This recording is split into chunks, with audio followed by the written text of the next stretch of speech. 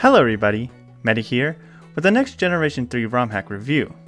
And for this next one, we'll actually be looking at a hack made by the same creator of Emerald Sea Glass. And if you watched my review on that hack, you know how much I loved it, especially the graphical changes. Funnily enough, I originally planned on checking out the demo for this hack after my Sea Glass review, but as I was editing my review for Emerald Sea Glass, this hack was given a release date. So with the full hack being out, what better time to check it out? The hack I'm talking about today is Pokemon Lazarus by Nemo622. Pokemon Lazarus is a hack of Pokemon Emerald that provides player with a whole new adventure to enjoy, featuring a whole new region filled with new characters to interact with, a brand new story to take part in, and a whole batch of familiar Pokemon that features some new unique changes. The hack also features a ton of extra content unique to Lazarus, and as well as some content that was borrowed from other Pokemon games that players can enjoy as they explore the vast new region. And lastly, there is a vast amount of unique additions and changes that the hack adds in to several of the features that are mainstays in the mainline Pokemon series, as well as changes to the base gameplay, making the experience feel all the more better. A quick disclaimer before I start the review though, I played through the 1.0 version of Pokemon Lazarus, and I'm already aware of some of the visual bugs and glitches that are present within this version of the hack, as well as some of the tracks having a variety of different volumes. From what I understand, most if not all these issues have been reported on the Discord server where Nemo and their team plan on fixing every problem as soon as possible. So in light of that news, this review will mostly focus on the gameplay and features that the hack provides, since those problems will be fixed in due time. Plus, my overall experience of the hack wasn't really ruined by said issues, with the only big setback I experienced was the hack freezing up on me. But it's whatever, because I easily got my progress back. Also, at the time of editing this video, Nemo has put out Pokemon Lazarus version 1.1 that fixes many of the issues I said above, as well as adds in a couple of extra things to the game. Unfortunately, none of those extra features will be present in this video, but maybe in the future I will make a follow-up video going over all the new things that exist within future patches that may come out later. Now, with those small disclaimers out of the way, on to the review.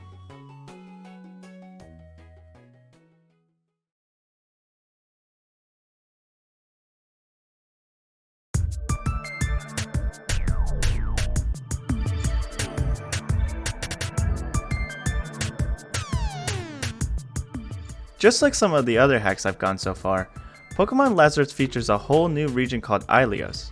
However, unlike most of those other hacks that feature custom regions, Alios is actually based on a real-life place on Earth, just like the mainline Pokemon game regions. The region itself is based off of Greece, specifically the east side of Thessaly that features the Magnesia Peninsula, the Sophrades Islands, and the west side of Limios. Hence why Alios itself sports a more archipelagic look. Let's just hope there's no complaints about water this time. Now, given that Alios is based on this real-life location, most of the areas and landmarks within the region match what you would see in the real-life area. However, there are still many newly added areas and themes that give the region more of its own personality and prevent it from just being Greece. Areas like Pythios Town, where the vegetation is in a permanent state of autumn due to the spiritual energy from the ghost Pokemon that reside there, or Port Pello, an area that was once a barren wasteland that transformed into the beautiful city it is now due to the power of a trainer and their Tropius. Places like these give the region that more whimsical and mystical feel that we've known most Pokemon games to feature. It really helps Alios feel a part of the Pokemon world, as well as add to the lore of the region, making it all the more interesting. Plus, every Pokemon region has to have a history, and boy does Alios have a very interesting and rich one at that. I won't bore you with the history lesson on a fictional world, but I will say that Alios has a very interesting history that I found very entertaining to learn about through the many ruins, shrines, and people throughout the region. And just like most tales of the past in Pokemon, they tie into the main story that the hack has to offer. But more on that later. The region of Alios also has quite the unique layout, with it avoiding too much linearity or having the region loop around like some other regions do. Other than it featuring many islands that you have to travel to and from, the region also features several branching paths where important towns and areas are located. Ultimately, all of these branches lead to a dead end where you would probably have to backtrack from, especially since you don't get the HM for Fly until the late game. Thankfully, Nemo thought of this issue and added in a fast travel system in the form of a boat you can ride that will take you anywhere that borders a body of water, which is pretty much almost the whole region. The boat itself also features a cabin room that you can decorate to your heart's content, working like the secret bases from Ruby, Sapphire, and Emerald. Now you all know that I'm already really fond of custom made regions and the amount of creativity that goes into them, and I have to say that Alios has been my favorite so far, especially because it's based off a real life area. I just love the attention to detail that Nemo puts into it, properly matching the real life region of Thessaly. I mean, they did have to omit a couple of the Soprades islands, considering that some of them don't really feature much and have 0 people living there. Then again, there are plenty of small unmarked islands within the water routes between the more important islands that could represent said islands. Oh well, that's what creative liberty is for.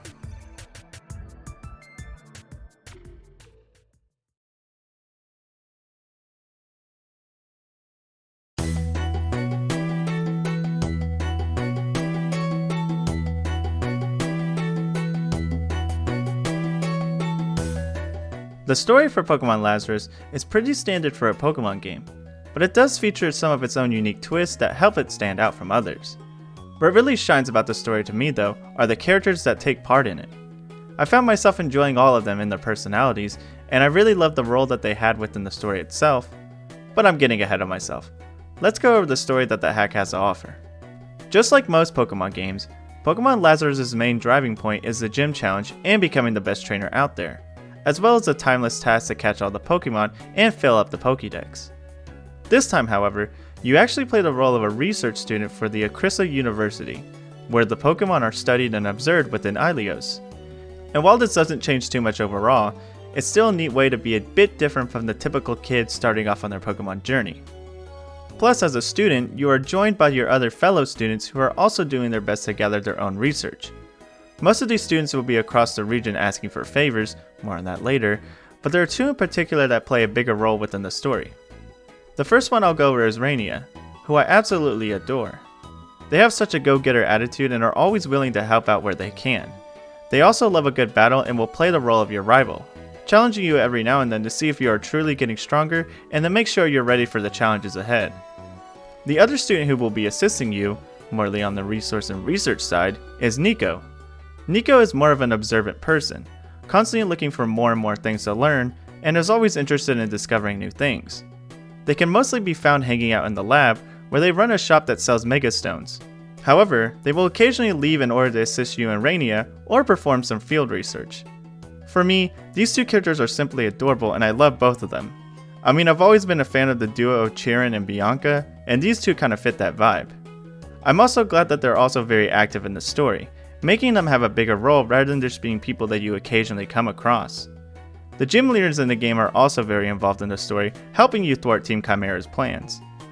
One thing I did notice about them though was not only that they are the gym leaders of Alios, but also the muses of the region itself. Not only that though, they're also all named after the muses of Greece itself, which I found very interesting. I mean, who said games couldn't be fun and informative? Some leaders do play bigger roles than others, but they all still pitch in as much as they can for both the region and the Pokemon. Speaking of Team Chimera, let's talk about them next. Just like most Pokemon games and ROM hacks, Pokemon Lazarus features an antagonistic team, Team Chimera. And like most evil teams in Pokemon, they're up to no good. You'll encounter these thugs all throughout your adventure, and each time you wonder what exactly their plan is. At first they just seem to be your average troublemakers, causing simple mischief, making people's lives harder, mostly through stealing things. Their main goal, however, will later be revealed, as they plan to utilize a legendary Pokemon in order to have the world cower beneath their power and take everyone's money. And sure, their plans aren't the most complex we've seen in a Pokemon game or hack, but sometimes the most basic motivations are enough to get the plot moving. And it's not like we're trying to reinvent the wheel here. I do really like the several plot twists that come up regarding them, and how it affects both the main story and your quest to become the strongest Pokemon trainer. Another thing I really liked about them is the fact that they immediately take action when they have the advantage, causing both damage to the region and the Pokemon. It really makes them feel more cruel and completely unlikable, but that's what makes them good villains. Oh, and I do have to mention that their battle theme is an absolute bop, and I could easily listen to it all day. Now this last portion isn't really about the main story itself, but something that is unique to the region of Alios. Plus I didn't really have a great place to put it, so I'm gonna slot it here anyways. Still, it pertains to the world building of the region and Team Chimera's plans, so I guess you could say it does somewhat have to do with the story. Anyways, one thing that's unique about Alios is the president of Lazarus taxa, which is probably what inspired the name of the hack. Now for those who don't know what this means, it's basically a term for animals, in this case Pokemon, who were believed to be long extinct only for them to appear in the wild naturally later on. In the case of Lazarus, this is a reference to all the fossil Pokemon that we know and love, being found in the wild here in Alios. Except for the Sword and Shield fossil Pokemon, since they're based on scientists putting random fossils together and not what those creatures would actually look like. What I like about this is that it adds a real life phenomenon to the world of Pokemon, further exploring the more grounded science of Pokemon itself, rather than the more sci-fi direction that most Pokemon games take with their stories. And while I don't mind a bit of sci-fi, I've always been more fascinated with the history of Pokemon and wondering what it might be like to see the old world of fossil Pokemon, and how they would adjust to the modern world we have in the games today. Plus I love all the fossil Pokemon and would love to see them play a bigger role other than just being resurrected through their fossils, which you typically only find one of. Unless you're Legend ZA, where you could just buy an infinite amount of them like they're candy. Speaking of the Pokemon though, why don't we see what other Pokemon make an appearance here in Alios along with their prehistoric ancestors?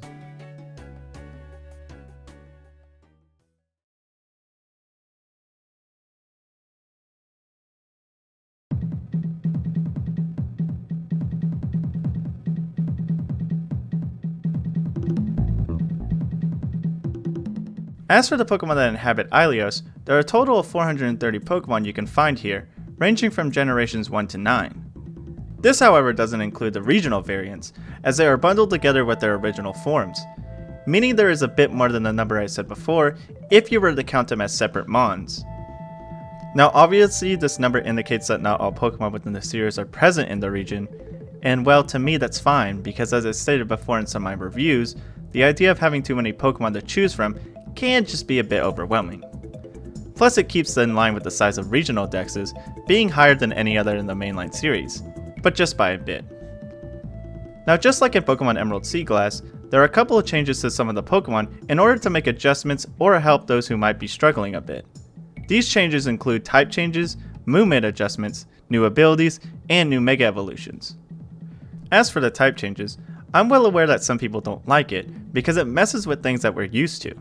And I can agree that when I use a move that I believe to be super effective only for it to do neutral damage, I start questioning my knowledge. However, despite that, I still really like some of these type changes, because it helps some of the Pokemon become a lot more viable and changes up the game so you actually have to pay attention. Plus you can see a Pokemon's type in battle by their name when deciding what to do. My first favorite type change from the hack would have to be Hungtail becoming a Water Dragon type and Gorevis becoming a Water Fairy type. These two kind of suffer from just being bland in my opinion, and they really don't feel all that special from one another other than their stat spreads. With these new typings, deciding which one you feel is like an actual choice now and what you want for your team, whether it being a physical dragon type or a special fairy type. The next change in typing I like is Phalanx, who is now a bug fighting type. The reason I like this change is that it gives Phalanx stab on any bug moves it learns, and with the new learn sets the hack provides, it can learn a lot more of them.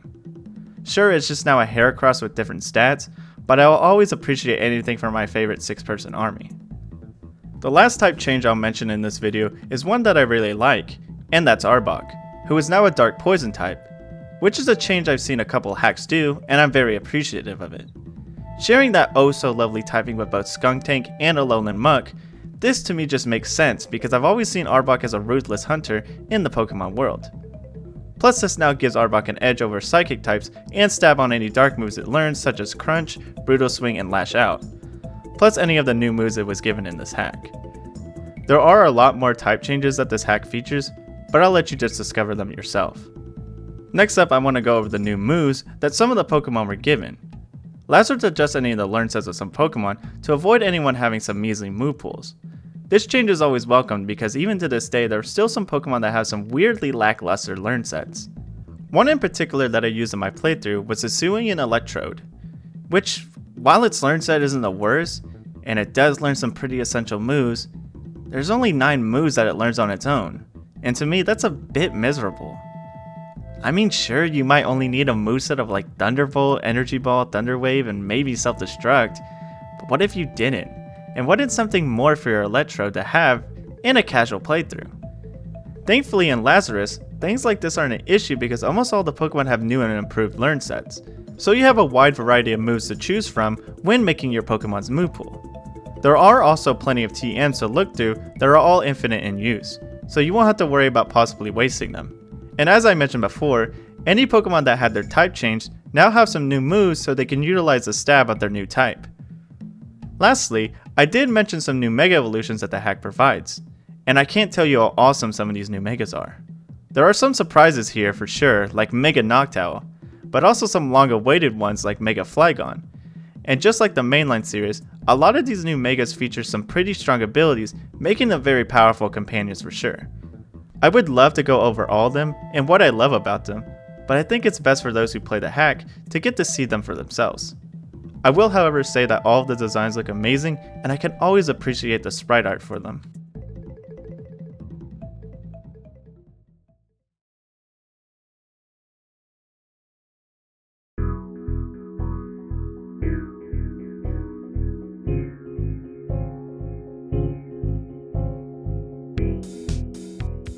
Within Pokemon Lazarus, there's a lot to do during your journey through Alios. From the many activities you can participate in to the several side quests you can complete, there never seems to be nothing to do here. It almost feels like the amount of content the hack has is just endless. So let's go over some of the many activities you'll find yourself getting distracted by while traveling through the region. The first thing I would like to mention is the return of the pinball minigames that Emerald Sea Glass featured. This time however, it is the only casino-based minigame that you can do because gambling bad. These little machines are always a treat to play and I find myself playing them over and over again just for the fun of it. You can use the pinball points you earn from them to buy a random EV raising item or a random rare item. I guess that's where the gambling went because it's like a gacha system. My only issue with these machines is that they still don't have any sound effects in them, which was something I talked about in my Emerald Sea Glass review. Oh well, they're still fun to play anyways, and I can always imagine the Pokemon pinball sound effects in my head. Next up are the many battle pavilions that you'll find in certain towns throughout the region itself. These pavilions feature some of the battle modes that existed within Pokemon Emerald's Battle Frontier, and if you're like me, then you'll have a lot of fun with each of these. Except for the one where you basically watch the CPU fight for you, because that one's just painful. No, that one stinks. I especially like the Battle Factory because I was always a big fan of the Challenge Cup in Pokemon Stadium 2, making you work with what you got. Or you could just keep resetting until you get a team that you do like. You'll of course earn prizes completing these, with each prize getting better and better as you continue your streak completing more and more battles.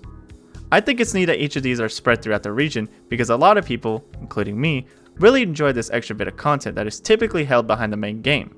So having them available during your adventure really helps spice up the journey, giving players more of that battle focused content. While this next one isn't really that big of an activity per se, I still want to mention the little minigame that fishing now has within this hack. In this little minigame, you'll do your best to keep the Pokemon within the light blue bar by holding or releasing the A button. During this, you may also be able to snag some extra items if they appear on the bar and you're skilled enough to get it, as well as keep the Pokemon on the hook.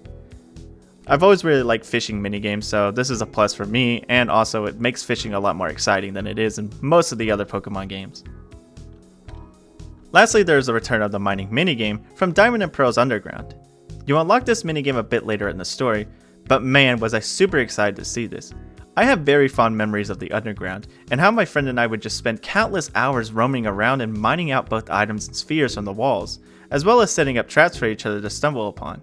So when I saw this come back, I was super ecstatic.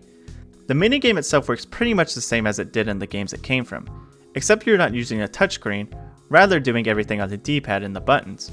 Also, there are no spheres to find here, since they were exclusive underground currency in the original games. The items you can find range from fossils, evolution stones, shards, and even revives. And I'll be honest when I say that I literally sat there and played this minigame for quite some time. Heck, one of my play sessions I recorded is literally 60% of me playing this. And I had to remind myself that there was a story to complete and to stop sitting here mining the entire time. Now earlier I did mention side quests, and there's a healthy amount of them here in this hack. You'll find all of these by talking to the many people who live here in Alios. Some of these quests will ask you to fetch a specific item for a person, or find a specific Pokemon and register in your Pokédex. There are even a couple of them that ask you to participate in the battle pavilions, whether it's the fun ones, or that one. No matter what though, all these side quests will net you a reward when completed, with some of them even offering up some pretty neat rewards like TMs and held items. You can find all of your quests by looking into your ROM phone and selecting the quest tabs in case you've forgotten what to look for or where the requester is located. There's also the many students located around the region that ask you to catch all the Pokemon within the area they're in. Now these don't get logged into your quest tab, mostly because there's literally one for every area in the game, but if fulfilled, you can get some pretty cool rewards such as the box link, so you won't have to go back and forth from the Pokemon Center just to swap out your mons. I also really like these because they give players more incentive to fill out the Pokédex since they're useful rewards to be gained. And there's also the professor of the region who will give you items or Pokemon if you fill certain milestones in your Pokédex. Speaking of catching Pokemon, there is one side quest I would like to talk about on its own, and that's the Pokemon Zoo located in Kaipo's town. You'll learn about this quest during your adventure as the owner summons you to hear out his plea.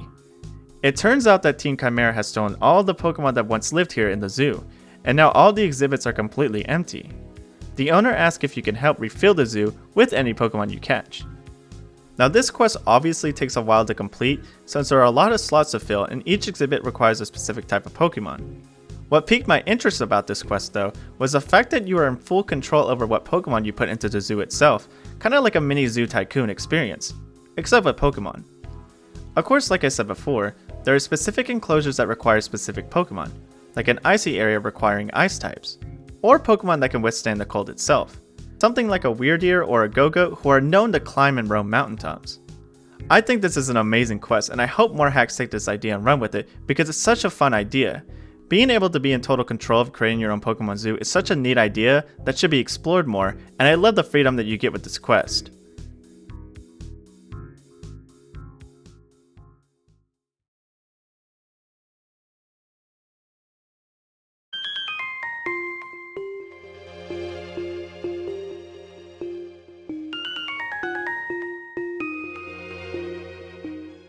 Despite already being filled with many activities, Pokemon Lazarus also features plenty of new and unique additions that make the hack feel more amazing than it already is.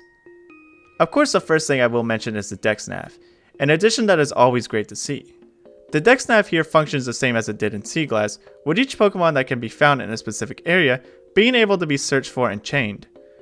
Also, I don't think I mentioned in my Sea Glass review, but you can set a specific Pokemon to be searched for, so you won't have to keep opening up the menu when catching a Pokemon, making the experience all the more enjoyable.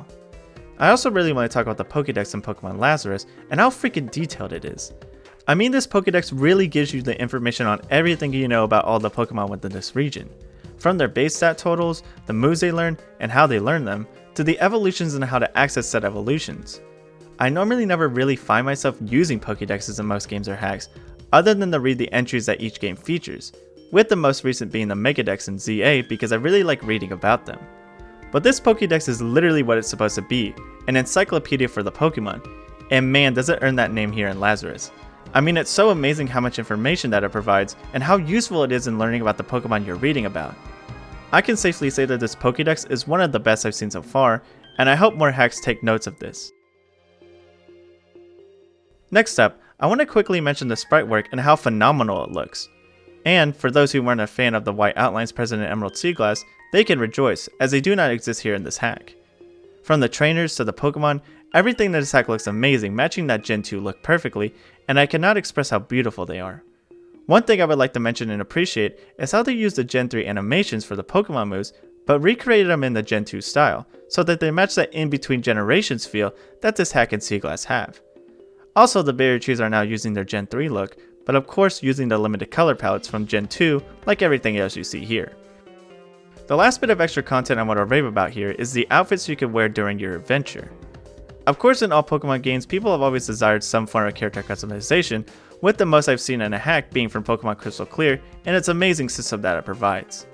Still, I've always been on the more simpler side, and truly love seeing what characters the hack creators create for us to play as. So while I do love the base designs that Lazarus has for both the male and female avatars, I have to admit that I'm super glad that outfits exist in this game. I mean, cosmetics in video games have always been something I adore seeing more than any character customization because it shows that the creators put love and care into the designs they created for the game and also allow players to change up their appearance. Most of the outfits in the hack suit the themes of Alios well, with some even taking inspiration from the real life region it's based on. There are even a couple of hidden ones that allow you to play as some characters from other games, and the sprite work for all the outfits look great. I do hope they add more to the game as it gets updated more and more, but if not, I'm very happy with what we have here.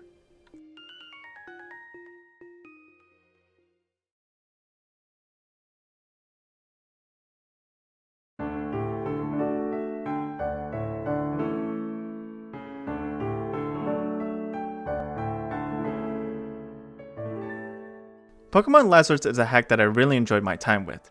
I enjoyed the story the hack provided and all the characters that were involved.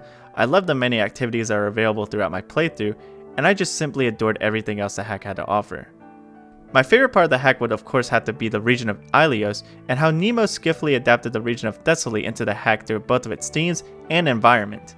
I also really love the focus of the fossil Pokemon here and how they play a bigger role in the hack being more widely available to players rather than just being tossed aside to only be attained once per game, excluding breeding. I truly believe this is one of the best hacks out there for Generation 3, and I hope it helps inspire more hack creators to just take bigger risks and let their minds flow into something they would love to see become a reality. Hacks like Lazarus makes me hopeful for the future of ROM hacks, and I hope Nemo622 knows that this hack really shines in the vast sea of Generation 3 hacks.